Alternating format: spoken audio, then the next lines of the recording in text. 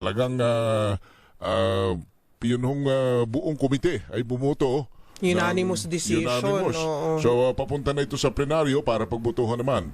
Ano po ang inyong kwan dyan? Obserbasyon? What is your thought on that? Expected naman po yun mula umpisa. Tataka nga ako ba't pinahaba pa nila eh. So that is something that I really don't know why it has to go through that. Dahil first time lang mang nangyari to na may, may inform, may in substance, may in ground, tas probable cause. That has never happened in the history of Congress. This is the first time that we're dealing with this. So I don't know kung bakit ba, but everybody knows naman yung body language pa lang ng lahat kung ano na ang patutunguhan nito.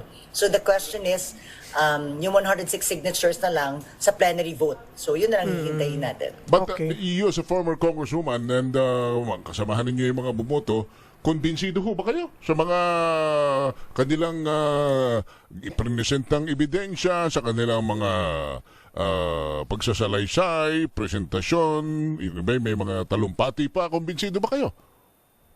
Ako kasi pag iniisip ko, if evidences are really strong, then we didn't really need to go through with this circus. I mean, dito sa nangyari sa Justice Committee. Kasi i-transmit na, confident ka na i-transmit, di ba? If you're really confident dun sa strength of evidences that were forwarded or what that was submitted to the Committee on Justice. So, hindi ko alam, ano bang nililigawan ba nila yung publiko para maniwala sa impeachment?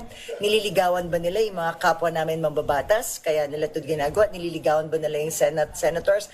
I really don't know. Pero at the same time, syempre, parang naano rin ako na baka siguro kulang pa sa substance talaga yung impeachment complaint kung bakit pinahaba. But I'm just saying na if talagang convinced sila siguro as to how heavy it is, it shouldn't have taken that long to transmit it to the Senate. Ma'am Bernadette, Congresswoman Bernadette, earlier this month, you said in some interviews sa media that you are convinced na magkakaroon po ng challenge. Hindi po, I think, ang sabi niyo po ay mahihirapan po to gather the 1/3 vote of the Congress sa plenary. Do you still feel the same way at this very moment after the unanimous decision from the Committee on Justice ng House?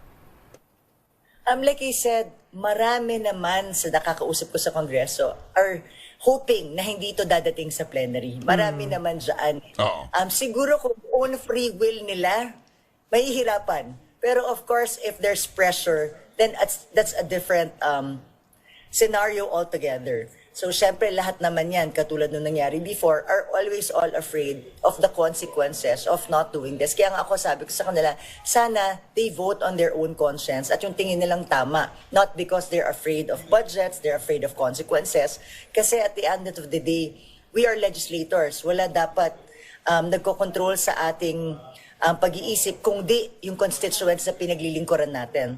Because naniniwala ako, if they consult their constituencies and show the public their constituencies as to the situation, at kung makikinig sila sa constituencies nila, palagi ko, magiging conscience vote siya. So I'm still hoping na sana maging conscience vote siya. Okay. May mabigat na binitawan si Congressman Egay Erice. He used the word incentivize. Pag napag-google ako kanina para sa eksaktong synonyms ng incentivize, it means reward. In Tagalog, pabuya. Yun ho ang kanyang sinasabi na may binitawan pa nga siya na kanya umusad at pumirma una pa lamang yung unang impeachment complaint na hindi natuloy because they are being incentivized. Kayo ho ba'y na-incentivize din? Anong nangyari?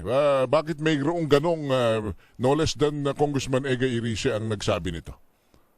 Kung matatandaan po ninyo yung last Congress na nagkaroon ng impeachment complaint, marami doon ang nagsabi ng mga mabatas na pumirma sila dahil natakot sila na ma-zero ang budget ng kanilang distrito, ma-zero yung kanilang tulong, ma-zero yung mga AIX, tupad at MAIP na binibigay sa mga tao. And palagi ko, yun dun siguro nanggagaling. Ako, sa personal na experience ko, I did not sign the impeachment. At dahil nga doon, di ba, isa ako sa hindi nakatanggap sa break bonus namin, lahat ng aming MAIP, AIX, tupad, lahat yan, walang, hindi na-release, hindi namin napakinabangan. I guess, it's a consequence of not signing the impeachment. So yun siguro yung sinasabi niya, there may be no expressed incentive, but probably because of the experience last Congress, then it might be a possibility also. Kasi kung nangyari sa aming mga hindi pumirma noon, baka mangyari ulit sa mga hindi pumirma ngayon. Tapos ngayon, ang dami pang FLRs. Ayan. Parang buong DPWH ay naka-FLR ngayon. So, yan ang isang tanong kung nakabase ba ang release ng pondong ito. Depende sa kung ano ang desisyon. I'm praying and hoping that under the leadership of Speaker D, this will not happen. Total, lahat naman talaga ngayon naka-FLR, which is against the GAA yan. Kung titignan mo ang provision ng GAA, hindi, ang buong GAA is supposed to be a SARO. It's a released document already. Ang pwede lang i-FLR ay lump sum appropriations or those with conditions. So kung titignan talaga natin, this should have been released already kasi we're already in April, May na bukas. So, I'm hoping that with the leadership of Speaker D and the majority leader Sandro Marcos, sana hindi naman nila gawing FLR sa mga hindi pumirma at magiging release sa mga pumirma. Huwag naman sana ganon kasi it would destroy the integrity of the House of Representatives. And sana rin, hindi ipitin yung AIX, yung MAIP, yung TUPAD, kasi ang nakikinabang dito yung mga taong bayan, hindi naman po kami.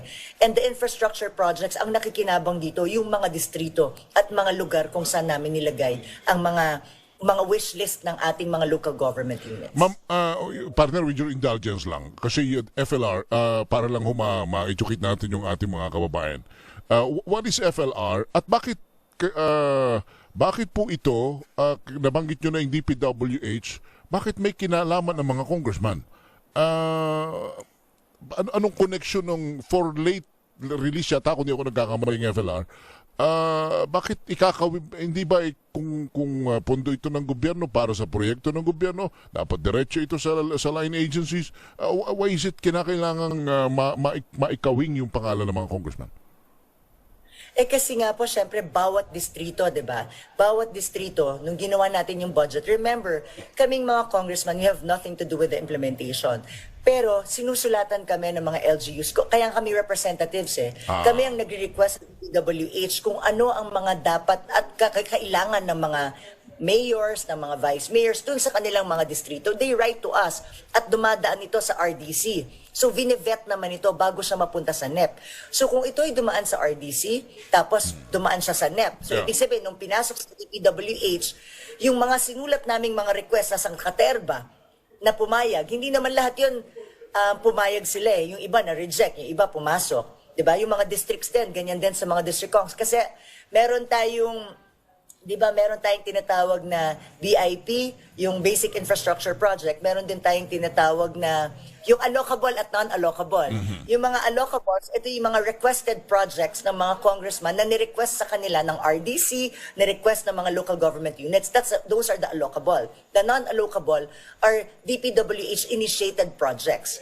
So, syempre sa allocable, dahil ni-request ng mga LGUs at dahil pumayag yan at nalagay sa NEP, kahit papano, ako, pag meron akong wish list at pumasok, syempre gusto ko i-follow up kung magagawa yun dahil yun ang pinakiusap ko sa DPWH para mapakinabangan ng local government unit.